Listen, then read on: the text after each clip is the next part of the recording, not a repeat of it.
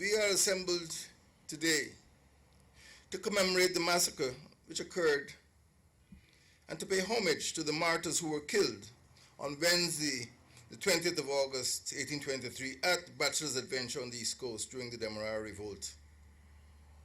This atrocity, the arrest and subsequent executions at the militia parade ground and elsewhere, were perhaps the single most significant event to hasten the abolition of slavery in the British colonies. Ladies and gentlemen, the Demerara Revolt was the turning point in slave society and is commemorated today as one of the most important events in Guyanese and Caribbean history. The revolt's historical role in the passage of the Emancipation Act by the British Parliament in 1833, a decade later, is undisputed.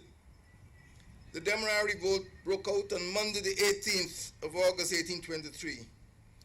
Brigadier General John Murray, the governor, proclaimed the martial law the next day and mobilized a formidable military force.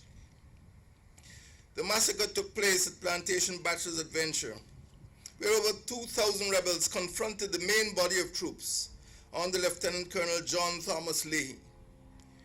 The martial law proclamation was read, and after some talk, the troops were ordered to attack. One account stated, and I quote, "The soldiers poured in volley after volley. The slaves returned fire, but soon began to run, leaping the trenches into which many tumbled lifeless. Many were shot down on the road and in the cotton fields. By noon, the roadside was littered with dead bodies. About 200 slaves had been killed." Triumphant, the troops moved from plantation to plantation, pursuing fugitives and releasing the planters, who, for the most part, were unharmed. They had been placed in stocks to prevent them from obstructing the freedom which the Africans believed that King George had granted them. Retribution was swift and severe.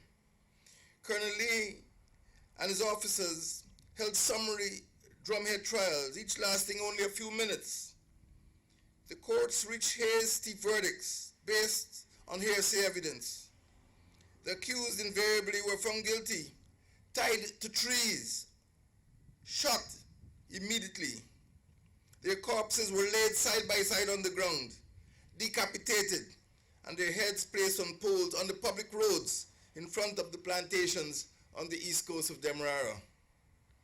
The formal court-martial was convened in Georgetown on the 25th of August, 5 days after the massacre.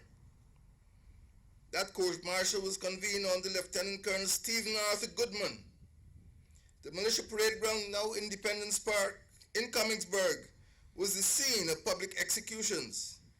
The rebels' corpses were hung in chains along the public roads or were decapitated and the heads stuck on poles after being hung. Expeditions scoured the backlands in search of fugitive rebels, particularly the assumed ringleader Kwamina.